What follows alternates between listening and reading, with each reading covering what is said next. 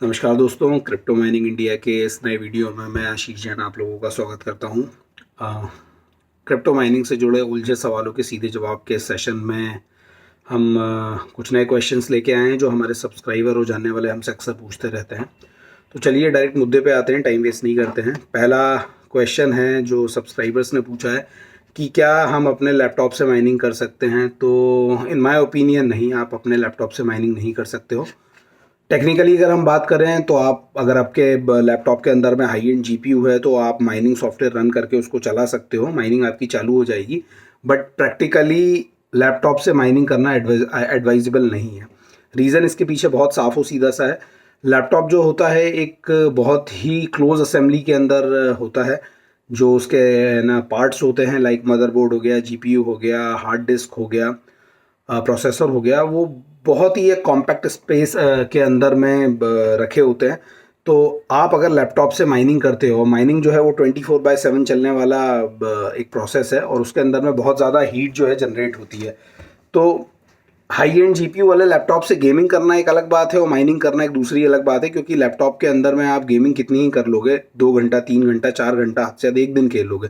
But mining आपकी round the clock चलती रहती है, तो उससे इतनी ज़्यादा हीट प्रोड्यूस होती है कि आपके लैपटॉप को बहुत हैवी डैमेज होने की पॉसिबिलिटी बनी रहती है। आग भी लग सकती है, प्रोसेसर भी है ना फूक सकता है, उसका मदरबोर्ड भी जल सकता है, जीपीयू भी, वॉटेवर कुछ भी हो सकता है। तो लैपटॉप से माइनिंग करने के लिए मैं कभी आपको सलाह नहीं दूंगा। अगर हाँ आप अपने लैपटॉप की जान लेने पे तुल ही गए हो तो इट्स अप टू यू, आप उसको लगाइए, उसके अंदर में माइनिंग सॉफ्टवेयर अपना रन कीजिए और आपका एज़ पर योर जीपीयू जो भी हैशिंग वो देता है आप उसको चलने दीजिए। ठीक है, उसके बाद में ये आपकी किस्मत है और आपके हार्डवेयर की कैपेबिलिटी है कि वो कितने दिन और कितने वक्त तक इसको चला पाता है और कितना झेल पाता है। बट फॉर श्योर लैपटॉप से माइनिंग करने पर आप अपने हार्डवेयर को बुरी तरीके से डैमेज कर लोगे। सेकंड क्वेश्चन है, क्या मुझे अपने बिटकॉइन को लिक्विडेट कर देना चाहिए। तो इस क्वेश्चन के लिए मुझे आपसे ये जानना होगा कि आपने अपने बिटकॉइन को कब लिया था। लेट सपोज एक केस हम ले लेते हैं कि अगर आपने 2015 के अंदर में एक बिटकॉइन होल्ड किया था तो उस समय इसका जो प्राइस था इंडियन रुपीज़ में तकरीबन 21-22 हज़ार रुपये से लेके 30 हज़ार रुपये के बीच में ये वेरी करता था।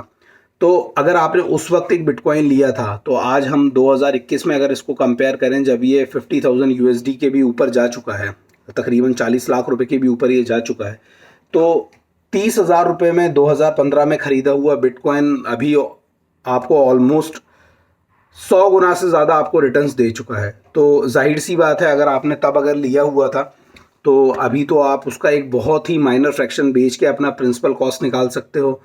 और 10-15 साल में अगर आप किसी रेगुलर, अगर किसी ट्रेडिशनल एफडी के अंदर में अगर आप पैसा डालते तो जितना वो आपको इंटरेस्ट देता या आपको जस्ट डबल कर देता आपके प्रिंसिपल अमाउंट को, तो बहुत छोटा सा माइनर फ्रैक्शन बेच के आप वो डिफरेंस भी निकाल सकते हो। दैट मीन्स आपने अपना प्रिंसिपल निकाल लिया, अपना प्रॉफिट बुक कर लिया, और प्रॉफिट भी आप 2 गुना 3 गुना यहाँ पर बुक कर सकते हो। ठीक है, क्योंकि प्राइस का डिफरेंस तकरीबन 100 गुना से भी ऊपर हो चुका है।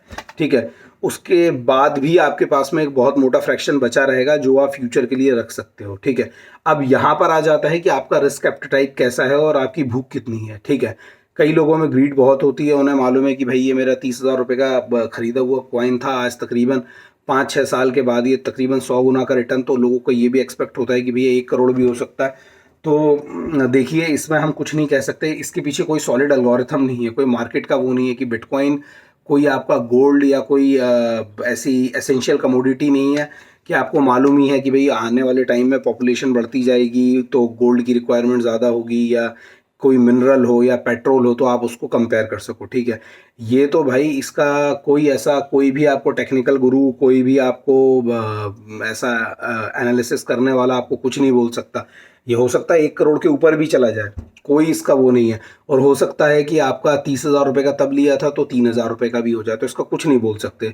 We never knows. तो बहुत बहुत ही हाईली, जिसको मैं बोलता हूँ बार बार, बहुत हाईली वॉलेटाइल है, तो वो बिल्कुल है। अब आप 2015 में आपने ख़रीदा है 30 हज़ार रुपये का, आज 100 गुना से ऊपर हो चुका है, तो मेरी तो सलाह ये है कि सबसे पहले अपना प्रिंसिपल निकाल लो, आप अपना प्रॉफिट बुक कर लो, प्रॉफिट भी आपके ऊपर है जितना, उसके बाद भी आपके पास बहुत बड़ा एक बिटकॉइन का फ्रैक्शन बचा हुआ है, आप रख सकते हो उसको। ठीक है, अगर आप कुछ बहुत और भी बहुत बड़े फॉर्च्यून को एक्सपेक्ट कर रहे हो इन फ्यूचर तो आप रख सकते हो। ठीक है, तो ये कहानी तो हो गई उन लोगों के लिए जिन लोगों ने ये बिटकॉइन को बहुत पहले से होल्ड किया हुआ है। यही सेम सिनेरियो आपका 2018 से भी हम ले सकते हैं। 2018 के अंदर में भी जाके ये 4.5-5 लाख रुपए के आसपास पहुंच गया था। इससे पहले 2017 के अंदर में ये अपना अच्छे हाई पे आ गया था, 12, 13, 14 तक चला गया था। तो 2018 में भी अगर आपने इसको लिया हो तो आप डेफिनेटली इसके साथ तब भी यही कर सकते हो कि भाई कहाँ 5 लाख का बिटकॉइन लिया हुआ। बिटकॉइन आज आपका 30-40 लाख रुपए, मतलब 40-40 लाख रुपीज़ को भी क्रॉस कर चुका है। तो आज की डेट में तो क्या 33-34 रेट है इसका। तो आपके ऊपर है, आप चाहो तो अपना प्रिंसिपल अमाउंट तो निकाल ही लो पहली फुर्सत में, ठीक है। 5 लाख रुपए भी आपने लगाए तो प्रिंसिपल आप निकाल लो, उसके ऊपर जस्ट और बेच दो एक फ्रैक्शन, आपका प्रॉफिट भी बुक हो जाएगा। उसके बाद में जो फ्रैक्शन आपके पास जो भी फ्रैक्शन है, मतलब ये नहीं है कि सिर्फ ये एक बिटकॉइन की बात कर रहा हूँ मैं, 1, 2, 0.5, 0.2, 0.1, वट एवर जो भी आपने लिया हो, तो इस कैलकुलेशन के हिसाब से चलोगे तो कभी कोई रिग्रेट वाली सिचुएशन में आप नहीं रहोगे, क्योंकि आपको मालूम है कि जो पैसा आपने इन्वेस्ट करा था वो पैसा निकाल चुके हो, प्रॉफिट बुक कर चुके हो और एक फ्रैक्शन भी आपने बचा के रखा हुआ है। तो उसमें क्या है, हमेशा फ्यूचर में विन विन आपकी है। अगर ये आपका 40 लाख से 50 लाख, 60 लाख, 70, 1 करोड़, वॉट एवर, किसी ने कुछ नहीं देखा, कोई भी टेक्निकल गुरु, कोई भी आपको एनालिसिस करने वाले, कोई भी आपको इसमें हेल्प नहीं कर सकते, क्योंकि इसके पीछे कोई ऐसा है ही नहीं है। मतलब डिमांड एंड सप्लाई के अलावा, इसके अलावा और कोई इसके पीछे एल्गोरिथम नहीं है कि ये कहीं कुछ ऐसा लगेगा। तो अगर इस फॉर्मूले से चलोगे तो आप अपना फ्यूचर में खुश रहोगे, बढ़ गया तो भी खुश रहोगे, घट गया तो भी खुश रहोगे, क्योंकि आपको मालूम है आपने अपना प्रिंसिपल निकाल लिया है, अपना प्रॉफिट भी बुक कर लिया है, फ्रैक्शन भी बड़ा एक आपके पास में रखा हुआ है। तो इस वाले अगर फॉर्मूले से चलोगे आप कि प्रिंसिपल और प्रॉफिट बुक करने के बाद में एक फ्रैक्शन रख लो, तो आप खुश रहोगे। आगे बढ़ता है तो भी फायदा है, नहीं होता तो भी रिग्रेट नहीं होगा। अब आ जाते हैं स्विंग ट्रेडिंग करने वालों के ऊपर। स्विंग ट्रेडिंग के अंदर में क्या कहानी है कि भाई अभी बिटकॉइन जब तक एकदम लो पड़ा हुआ था तब तक लोग ठंडे होकर बैठे थे। अब जैसे ही इतना प्राइस इतना हाइक पे आ गया तो अब लोग बाग क्या थोड़ा गर्म होने लगे, ट्रेडिंग भी करने लगे, माइनिंग के अंदर में भी आने का प्लान करने लगे।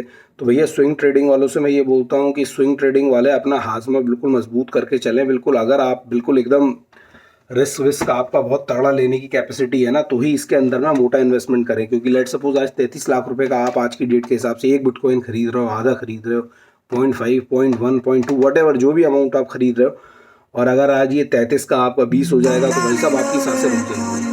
तो बेटर ये है कि इसको थोड़ा सा आप लेके चलें, इसको इसके बारे में सोच के चलें आप लोग, ठीक है। तो वो मस्ट है आपके लिए। तो ये सोचने लायक बात है। स्विंग ट्रेडिंग के अंदर में बहुत ही ध्यान से काम करें, बहुत ही सोच समझ के इन्वेस्ट करें, और अगर आपको एक प्रॉफिटेबिलिटी बुक हो रही है तो आप लेके करें और मतलब उसको सेल कर दें। लेट सपोज आज 33 लाख रुपए का खरीदा, कल 34 हो रहा है, आपने एक बिटकॉइन खरीदा हुआ है, तो अपना थोड़ा थोड़ा प्रॉफिट बुक करते रहें और अपना इन्वेस्टमेंट भी निकालते रहें, क्योंकि इस प्राइस रेंज पे इसको खरीदना बहुत नुकसानदायक हो सकता है, ठीक है। मतलब ये कंप्लीट जुआ चलेगा फिर यहाँ पर। जो जिस प्राइस रेंज पे अभी ये सब कहानियाँ चल रही हैं उस पर इसको कुछ भी इसमें खरीदना, इन्वेस्टमेंट करना जुआ खेलने के बराबर है। तीसरा क्वेश्चन है, क्या मुझे ओवर प्राइस जीपीयू अभी लेना चाहिए? तो भैया इसके लिए भी मैं मना करूँगा आपको। जीपीयू के जो रेट है ना वो बिल्कुल ऐसे रॉकेट की तरह हवा में जाते जा रहे हैं, ठीक है।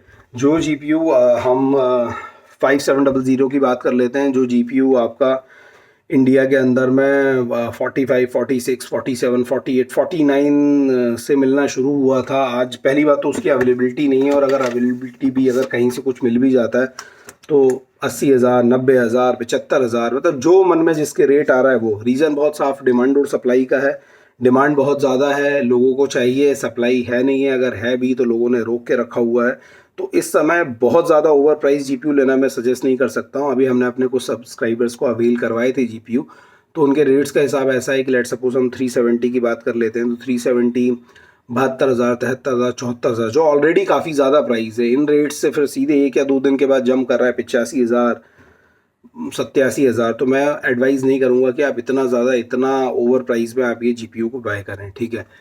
जाहिर बात है जीपीयू के बिना आप माइनिंग तो अपनी कर नहीं पाएंगे, तो मैं मगर फिर भी मैं आपको सजेस्ट नहीं करूँगा कि आप अभी इतने ओवर प्राइस पे जीपीयूज़ को लें, ठीक है। थोड़ा मार्केट को थोड़ा स्टेबल होने का वेट करें, उसके बाद में प्लान करें, ठीक है। मार्केट थोड़ा डाउन भी जाता है ना तो भी मार्केट में कूदना सीखें। हमेशा जो आपका चढ़ता हुआ मार्केट रहता है ना, ज़रूरी नहीं है आप उसमें ही कूदो। जब मार्केट डाउन भी होता है ना, वो कूदने का सबसे अच्छा समय होता है, क्योंकि उसमें आपको मालूम है कि मार्केट अभी अपने लोअर साइड पर है। अभी इसके अंदर में करके बेस बना के इसके राइज जैसे जैसे बढ़ता जाएगा तब आपको ऊपर की ओर लेके जाएगा। ऊपर से अगर सीधा इसमें जुड़ोगे तो फिर नीचे आगे गिरने के बहुत चांसेस हैं।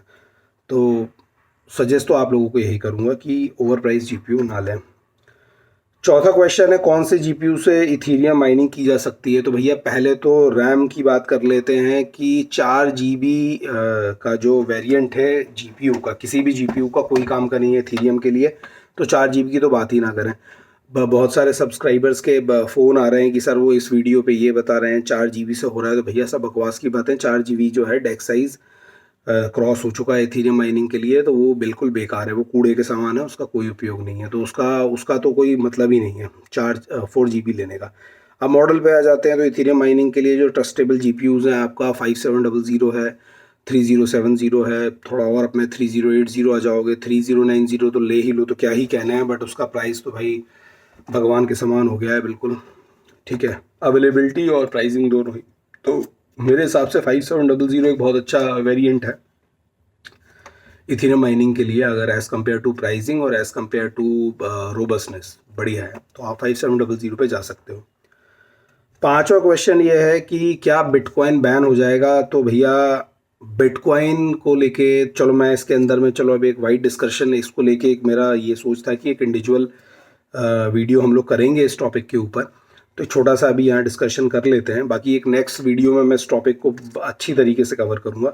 तो अभी रिसेंटली बिटकॉइन का जो अभी ये सिनेरियो चल रहा है इंफ्रास्ट्रक्चर वगैरह बनाने का, तो इसको लेके अभी मेरा आपका टाइम्स ऑफ इंडिया मुंबई के एक जर्नलिस्ट हैं मिस्टर असीम, उनके साथ मेरा डिस्कशन हुआ था, और ये 22 तारीख को टाइम्स ऑफ इंडिया के अंदर एक आर्टिकल भी पब्लिश हुआ है। मैं उसका लिंक अभी आपको डिस्क्रिप्शन में दे दूंगा, आप उसमें पढ़ लीजिएगा। उसमें मैंने अपने ओपिनियन जो भी हैं इस बारे में मैंने उनके साथ शेयर करे हुए हैं, आप उसको पढ़िएगा ज़रूर, उसमें आपको काफ़ी कुछ अच्छा नॉलेज मिलेगा। तो अब क्या है, गवर्नमेंट जो है अपनी एक डिजिटल करेंसी लाने की फील्ड में काम तो बहुत तेज़ी से कर रही है, इसमें कोई डाउट नहीं है, इसमें कोई क्वेश्चन नहीं है। बट जो आरबीआई है और जो इंडियन गवर्नमेंट है बैकएंड के अंदर में इस पर बहुत तेज़ी से काम कर रही है, सारे डिस्कशंस उनके चल रहे हैं, ठीक है। मगर अब सिनेरियो आ जाता है, क्या बिटकॉइन बैन हो जाएगा? तो भैया देखो, बिटकॉइन ऐसा है, बिटकॉइन इंडियन गवर्नमेंट का तो कोई एसेट है नहीं है कि इंडियन गवर्नमेंट के हाथ की चीज़ हो। तो आप बिटकॉइन को प्रैक्टिकली अगर बैन करने की बात करें, तो इंडियन गवर्नमेंट के पास कोई ऐसा ऑथराइजेशन नहीं है कि वो बैन कर दे। अब वो कर क्या सकती है वो मैं आपको बता सकता हूँ। इंडियन गवर्नमेंट ये कर सकती है कि भैया जो भी एक्सचेंजेस, जैसा कि पहले इन्होंने करा था, उन्होंने अपने जितने भी आपकी बैंकिंग सर्विसेज हैं उनको ये आरबीआई के थ्रू इंस्ट्रक्ट करवाया था कि आप ऐसे कोई भी एक्सचेंजेस हैं उनको अपनी सर्विसेज ना दें, ठीक है, और उनको सपोर्ट आप ना दें, अपनी बैंकिंग सर्विसेज ना दें। तो एक ये जो उन्होंने एडवाइस या जो भी उन लोगों ने इंस्ट्रक्शंस उन्हें दिए थे, इसके ऊपर एक लॉ बना सकता है कि भाई कोई भी इस तरीके का जो एक्सचेंज है वो इंडिया में वर्क नहीं करेगा। ये गवर्नमेंट कर सकती है, क्योंकि ये उनके हाथ में है भाई, हमारे देश में कौन सी चीज़ क्या चलेगी ये वो डिसाइड कर सकती है, ठीक है। अब ये होने से क्या होगा कि भैया इंडियन एक्सचेंजेस बंद हो जाएंगे, आप आईएनआर के अंदर में खरीद फरोख्त नहीं कर पाओगे, आप ले नहीं पाओगे, ठीक है। तो एक बहुत हद तक जो ट्रांजेक्शन है वो रुक जाएंगे, ठीक है। ये चीज़ पॉसिबिलिटी हो सकती है, तो बी प्रिपेयर फॉर इट। अगर गवर्नमेंट अपने वर्स्ट साइड में जाती है तो ये चीज़ कर सकती है कि भाई बिल्कुल बोल देगी कि आप नहीं खरीद सकते। अच्छा, अब आपके पास जो बिटकॉइन है, आप क्या हो जाएगा भैया, आपके पास जो बिटकॉइन है उसका आप सिंपल कर सकते हो भाई, ठीक है, इंडियन गवर्नमेंट नहीं आप खरीद सकते हो, तो अगर आपके पास कोई एसेट है, चूंकि आपके पास एसेट ये लॉ बनने से पहले का था, तो आप किसी भी फॉरेन एक्सचेंज में या हार्डवेयर वॉलेट के अंदर में अपनी एसेट को कैरी कर सकते हो, ठीक है। आपके पास में लेट सपोज आपके पास बिटकॉइन है, इथीरियम है, आप एक हार्डवेयर वॉलेट परचेस करो, उसके अंदर में आप अपना एसेट प्रिजर्व करके रखो, ठीक है, क्योंकि इंटरनेशनल वैलिडिटी तो है, देखो उसके अंदर में तो कोई दो राय नहीं है। वर्ल्ड के बड़े बड़े जो कॉर्पोरेट इंस्टीट्यूशंस हैं और वो सब कुछ हैं, वो इसको एग्री कर रहे हैं, इसमें इन्वेस्ट करने के लिए मरे जा रहे हैं। इनफैक्ट वो एक अपॉर्चुनिटी ढूंढ रहे हैं कि कब इसका प्राइस स्टेबल हो जाए और हम इसमें इन्वेस्ट कर पाए। तो बैन जैसा सिनेरियो तो कुछ नहीं बनना, गवर्नमेंट को भी ये करना ही करना है, ठीक है। गवर्नमेंट भी अपना डिजिटल करेंसी लॉन्च करना चाहती है, ठीक है। और अगर नहीं होता कुछ इस तरीके का और एक्सचेंजेस वगैरह चलते रहते हैं, तो भी ये पूरी तरीके से वो है, आपने लिया हुआ है, आपने बिटकॉइन लिया है, लेट सपोज 5 लाख का लिया है, 30 लाख में बेच रहे हो, तो बेचो भैया, आप उसको बेचो, अपने अकाउंट में लो, जो कैपिटल गेन पे जो टैक्स बनता है इंडियन गवर्नमेंट को दो। ये तो भाई एक हर जिम्मेदार नागरिक का कर्तव्य है कि अगर आप किसी एसेट से आप कमा रहे हो तो आप अपनी गवर्नमेंट को टैक्स दो, ठीक है। तो ये अगर गवर्नमेंट करती है तो बहुत ही अच्छी बात है भाई, मैंने 5 लाख रुपए में एक चीज़ ली, ये मेरा खर्चा हुआ, इतने में मैंने बेचा, ये मेरे को प्रॉफिट बुक हुआ, ये इनकम हुई, तो आप उस पर कैपिटल गेन में जो भी आपका टैक्स बनता है वो आप करो।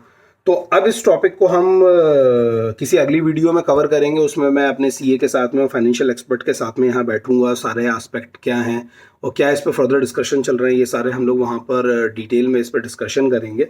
ठीक है, तो दोस्तों आज की वीडियो में इतना ही। अच्छा, इसमें एक बात ऐड करना चाहता हूँ, आप लोगों को जो भी मुझसे इस आपके उलझे सवालों के सीधे जवाब, जो अपना ये सेशन चलता है, इसमें जो भी आपको क्वेश्चन पूछना हो आप मुझे कमेंट बॉक्स के अंदर में मेंशन कर दो। ठीक है, इस वीडियो के कमेंट बॉक्स में आप मेरे को कर दो, तो मैं नेक्स्ट वीडियो में उसको कोशिश करूँगा कि आपके उन क्वेरीज का मैं आंसर दे सकूँ।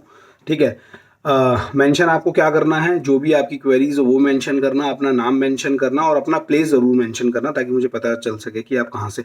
एक चीज़ और हो सके तो अपना प्रोफेशन भी उसमें मेंशन करना कि आप क्या जॉब करते हैं, स्टूडेंट हो क्या हो, तो मैं उस सिचुएशन के अकॉर्डिंग आपको जो भी बेस्ट आपके लिए सलाह हो सकेगी कोशिश करूँगा आप लोगों को दूँ।